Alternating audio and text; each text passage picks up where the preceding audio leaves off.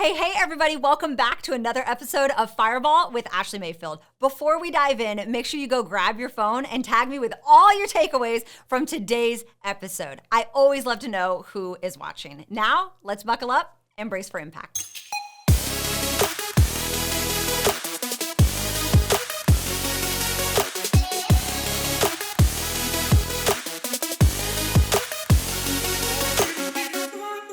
Welcome back. Today, we're going to be diving in on a super sensitive topic. And I need to ask you one question. Are you a complainer? Are you a complainer? If you're not a complainer, if you're someone that you're super positive and you know how to turn a negative thing into a positive thing, this is not for you. I am coming to you today from the trenches. I'm not coming to you from the mountaintop. This is not something I have conquered. I need you to know if there is one thing that I do, I complain. I'm not proud of this. I'm not submitting this to you from a prideful perspective, okay? I'm submitting this very humbly, but I find that we live in a world where it's so easy to complain, and so we just gotta pull back the layers of the onion, and we gotta talk about it today. And today, I wanna give you 3 tips to stop complaining, and this is really a message for me. This is me needing to eat my own cooking, okay? Have you ever been around a complainer?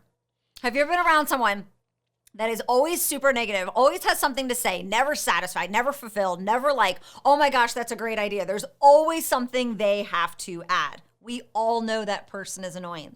And as I was thinking about talking about this, I thought, how many times have I been that annoying person? How many times has someone looked up to me and then they got around me and they heard me complain and they were like, dang, she not as optimistic or positive as I thought she was, right? And we all know complaining is so annoying. Complaining is kind of like that proverbial cancer that people talk about in organizations where when you get one person complaining, it can lead to multiple. And it's just something that you don't want to do. It's a trait you don't want to have. And for the longest time, I said, and I know this about me, I know this to be true, I complain about 2 things. I complain when there's a bad smell. If I have a bad smell around me, or maybe I smell bad, you are going to hear about it. I will complain until I figure out what it is and get away from it. Second thing is if I'm cold. I do not like being cold. How many of you turn into a 5-year-old diva, okay? You turn into a 21-year-old valley girl and you just start complaining. So those are 2 big ways that I complain, but do not get twisted. I complain about a lot of things. And as I paused, I had to think about what makes people complain, because before you want to try to bring a resolution to something, you first need to figure out why. Once you define it, you can defeat it. And so as I was thinking about why people complain, I realized I got some problems and we gotta fix this. Okay, so 3 reasons why I think people complain. Number 1, it just relieves stress. How many of you are stressed out? It just kind of feels good to vent. We all know that. We all have that bestie that we're yo, 30 seconds. Can I just have a solid 30 seconds to vent? Sometimes it just feels good and it brings a sense of relief. We know we might not be able to change it. We know we might not be able to alter our life. It might just be what it is. We might be walking through something, but being able to get it out, even not in the best way. There can be a difference between venting and complaining even, right? But just getting it out sometimes can relieve stress. That is a very real thing. People complain sometimes because it helps them feel better. Might not be the healthiest way, but that is why, okay? Second reason is people seek attention. Now, I am someone that I love getting attention. I know I am meant to make an impact. I know that I'm called to be an influencer. I know that I'm called to change people's lives. And I love putting myself out there. I love getting on camera. I love doing a podcast. I love posting on social media. I love all that stuff because I do love attention. And I want to bring attention to myself, not only because I love that, but I love that because I love being able to use the platform. Well, sometimes, and if you like attention, I want you to ask the same question. I've had to ponder on this. If I like attention in the positive way, will I get attention through a negative source as well, right? If I'm seeking attention through a positive avenue, will I do the same through a negative? And yeah, sometimes, guess what? People complain because they like attention. People complain because they know when they're about to spill that tea, boo-boo, they know that someone will drop what they're doing to listen and lean in immediately. It's a form of it could be a form of control. It could be a form of just needing to get eyes on you, whatever it is. But people complain because they're seeking attention. Another reason people complain is because they lack control. Maybe they feel trapped. Maybe you're someone that whenever you get in circumstances where you don't know how it's going to work out or you don't have any control, you just start complaining, okay? It's just that sense of overwhelming of, I don't have skin in the game. There's nothing I can do about this. So there's no solution I can bring. So I'm just going to complain. So we're going to dive in and we're going to talk about 3 ways that you can stop complaining because you're annoying, just like I am too. Okay. So let's go ahead and dive in. The first way, and those 3 things that I gave, like reasons why people complain, I'm sure there's a lot more. Okay. But the first thing that I think that you can do to stop complaining is to learn how to be more direct and assertive. What I mean by that is, have you ever put yourself in a position where you wanted to say no, but you said yes? You wanted to like stand up for yourself, but you didn't. And you made all these excuses or all these reasons why maybe it's not your natural disposition. Maybe it doesn't come to you naturally. It doesn't matter what it is. But then you started complaining, and it was really all because you didn't do something, right? Oh, well, I said yes because I didn't want to hurt their feelings, but now you're complaining about it. Well, I didn't feel like I could stand up to them. She kind of bulldozed over me, and now you're complaining about it. And so learning to just be more assertive, learning to be someone that is direct. People complain because they don't know how to say the word no to people, and they don't know how to do it without hurting someone's feelings. Well, you can't. Sometimes when you say no to someone, it is going to hurt their feelings, and you can't control that. But you can control you. You don't have control over how someone else responds to a situation, right? But you do have control over you. What are you going to do? Are you going to sit back and just keep withering your situation away? Because complaining is not going to produce growth. Complaining is not going to take you where you want it to go, right? So you have to learn how to be more direct and more assertive along the way. I also think that people overcommit and underdeliver. Have you ever done that? Have you ever overcommitted, underdelivered, and now you're complaining? All of this was in your control, my friend, but you chose not to do that. You chose to be the yes man for everybody, and now you're good to nobody. You're the jack of all trades, master of none. Where if you had just understood yourself, if you had paused for just a few moments, understood where you're at, what you're capable of, what you can commit to, learn to say no, learn to say, hey, that's a great idea. I can't do it now, but I can do it later. Or, hey, I think that's a fantastic idea. I don't think I'm your person, but I think it's a great idea and you should go find your person. Those are all acceptable answers, opposed to just saying yes and overcommitting and underdelivering. I have done that so many times. So a few episodes back, I did an episode on why I'm booked 3 weeks out. It is something that I've been doing for like almost a year. I don't remember, a year and a half. I can't remember now how long. And there's been 2 times that I've broken my rule. There's been 2 times that I have said to someone, I would drop what I'm doing and step in from them and speak and pour into them and coach them and their organization. And both times I regretted it. Both times I regretted it. And guess what I did? Guess what I spent all night doing to Jason both times? Complaining. I complained. Why did I do this again? Last time I should have learned my lesson, but now I did it a second time. And guess what? I almost got myself in a situation again within the last 10 days. And it was because of attention. It was because someone wanted me to come speak and share, and I like to pour into people. I like that attention. I like knowing that my gift makes a difference.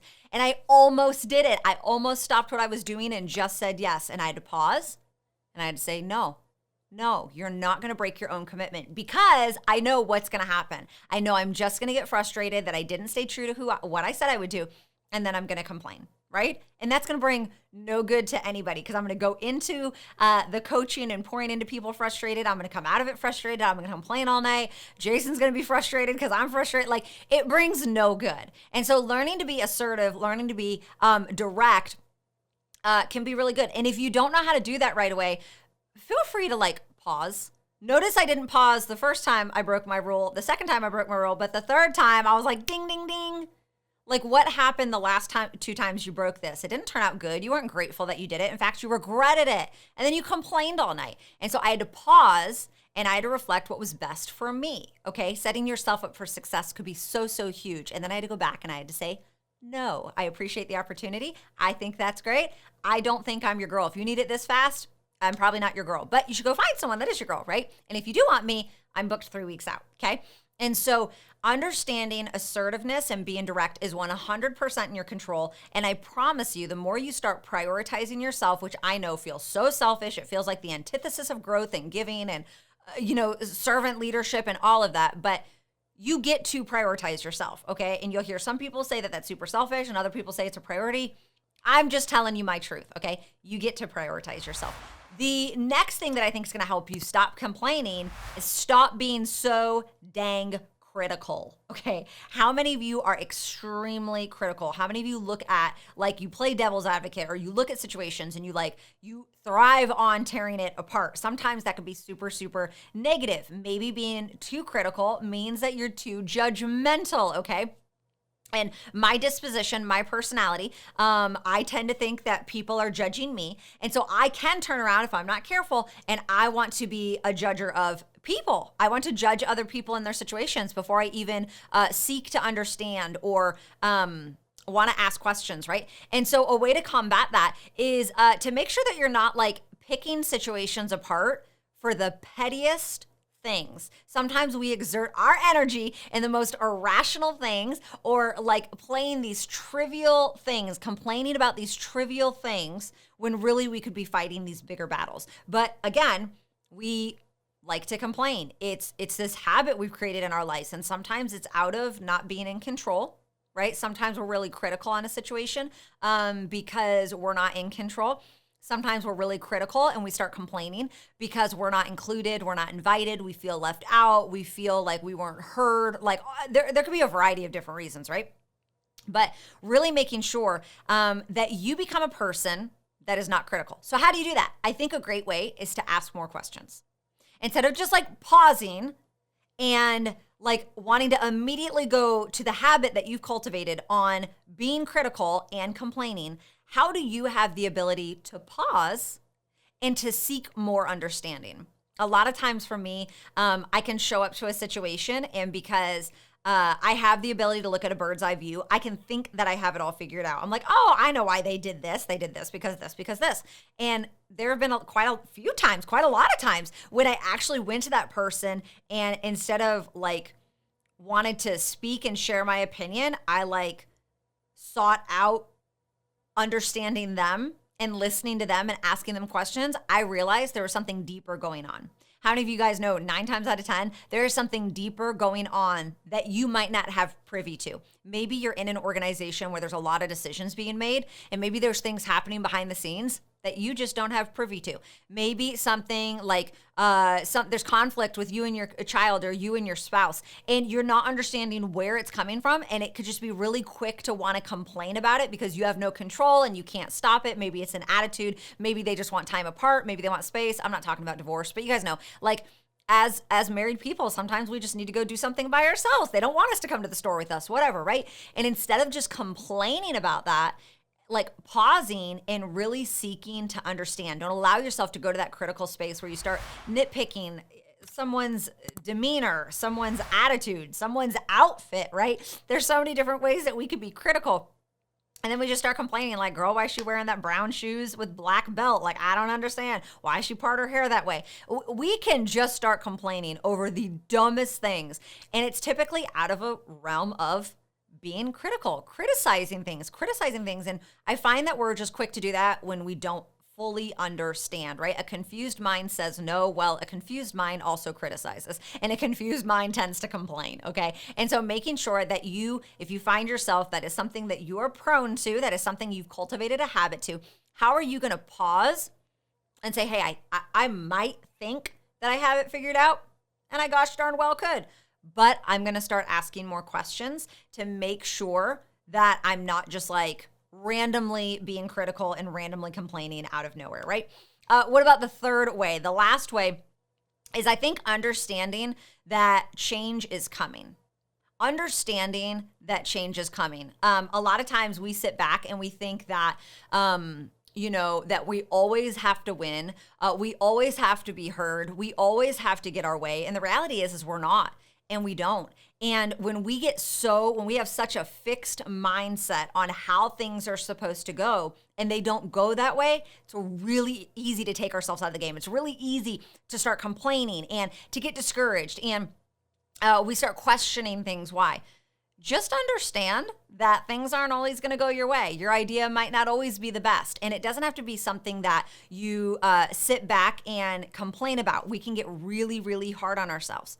Maybe you're complaining about you. Maybe you're tearing yourself apart. Maybe you're wondering why am I so stupid? Why am I so loud? Why am I so critical? Why am I so overweight? Why do I have so much acne? I don't know, but I know that we can be really, really hard on ourselves. And when you show up in life, in situations, in relationships, understanding that you get to be agile, you get to be fluid, you get to roll with the punches. Yes, that could be really frustrating if you're super fixed and you feel like things are supposed to go step 1 to step 2, step 3. If you value that control and you value that order, you're probably going to complain when things get out of sync. But remember, we're trying to not complain. We want to live a life that produces growth. It is so interesting in that, understanding that change is coming. Sometimes it's not just the bad change that we complain about. How many of you guys have prayed for something? You got exactly what you prayed for, and then you started complaining about it. I think we all have, right? Whether that is success, whether that's a relationship, like you find the person of your dreams and then you start complaining at the way they sneeze or something. I don't even know, right? You want your situation to change so bad and you try to change it. And then you start complaining about it. The moment you start stepping into that success, you start getting negative about it. And so making sure that you just understand that change is coming on all levels. Life is always going to be changing. You're going to go from success to failure. You're going to go from failure to success. Just like the night is night and day is day. Just like there's seasons for everything. The Bible talks about that, right? Well, understand that there's going to be a change and learning to embrace that change, learning to get excited about that, learning to look at failures not as you're a loser and you're going to complain and you're going to blame, but saying, what is this going to teach me? How am I going to conquer this situation now? That way I'm not dealing with it in 6 months, 12 months, 24 months to come, right? Being able to say, hey, I'm succeeding right now and this feels great. I understand that I'm not always going to be succeeding. I can't always win, but how can I fan the flame of momentum in whatever, avenue it is? How can I fan the flame of this and keep this going in my life for as long as possible? Because unfortunately, the door is going to close on every season, and every new level that you promote to, whether that is you're going to the next level in your marriage, in your parenting, in your career, financially, spiritually, mentally, physically, whatever level that is, every new level that you promote to, you're always at the bottom, right? Every notch on the totem pole, you're always at the bottom of that level. And you have to learn how to be at the bottom again. And that could be really frustrating. And that's when we start complaining. We're no longer high on the hog. We don't understand why, I was really cool to these people down here, but now I went to this level and I'm not really cool anymore. Nobody cares about me up here. You're just at the bottom of a new level. And you're either going to look at that and you're going to embrace that. You're going to embrace the opportunity to be a student and to learn and to reflect and to listen more than you speak. Or you're just going to complain that no one wants to listen to you. I don't know. I'm just throwing out random ideas. But I know being able to do these things and implement, and there's so many more ways that you can change, but these are 3 things that I'm asking myself. I am trying to understand that there's a season for everything and it's okay. And just because winning feels good and failure doesn't feel good doesn't mean that it gives me the entitlement or the right to complain in those seasons. Just because I embrace winning doesn't mean I hate failing. I get to learn how to embrace failing. I get to learn that that's a growing season for me as well. I get to continue to be more assertive and direct. This is something else. I'm already a very direct person, but sometimes I struggle because I don't want to let people down. I don't want to disappoint people. I want to make sure that I serve people well. And I get to realize that the world does not revolve around me, right? And I'm not going to overcommit to things that I don't want to do or that are not in my wheelhouse or that I don't feel like I'm genuinely the best person to help cross the finish line. I get to say no, and I get to be okay with that. I don't get to say yes and then complain. I get to say no, and then I get to be okay with that. And I get to be so judgmental. I get to understand more. I get to listen more, right? If I want to not complain about certain areas of my life or situations and things, I get to ask more questions. If I want better answers, Ask better questions. So I hope that you can embrace this week. What is that area that you are most critical about? When do you find yourself complaining the most? Is it when you're with your kids? Is it when you're with your spouse? Is it at your job or your career? Is it when you're on an extracurricular activity and you're not winning? I don't know when that is, right? It's so easy to want to continue and build that habit of complaining before we just realize we're this annoying negative Nancy. So what's that one area that you wish you could change? What's that one area that you wish you could stop complaining in? I want you to write that down, and I want you to tell yourself, create that action plan. Every time I show up in this mindset, every time I start complaining about how the kids throw their toys all over the house and destroy it, how can you turn that around to stop complaining but get a different result? Because complaining is not going to take you where you want to go. So, for example, if my kids were destroying my house with toys, which now they're not because they're a lot older, but if they were younger, I would say, okay, I'm not going to complain about it, because what do we tend to do as parents? We allow the kids to make a mess and then we go back and clean it up, right? No, I'm going to cultivate patience. I'm going to embrace patience, and I'm going to teach them before we move on to the next thing. They're going to spend 10 to 15 minutes helping me pick up.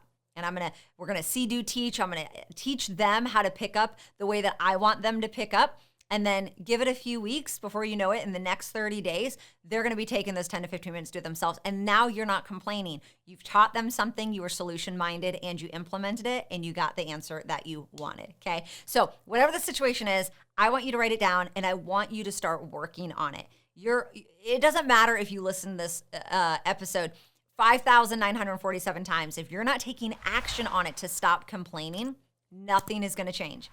Nothing is going to change. And nothing good is coming from complaining. And so for me, I am going to do that. I am going to stop complaining. I am going to stop seeking the attention. And every time I want to complain about something with someone, I am going to ask myself, why am I wanting to share this information right now? It's a great question to ask. It's a great question to ask. Am I doing it because I feel like I have a solution and I feel like I can bring resolution to it? Or am I doing it just to seek attention? And I promise you, if you just pause and ask yourself questions, you will figure it out. I believe in you, my friend. I know that you can conquer this mountain. I know that you can turn this thing around, and you can go from like this complaining negative mindset to asking more questions, understanding, and being solution-minded, because that's the person that people want to be around, and that's what you are called to be. So I love you guys. Have a fantastic week, and I'll talk to you soon.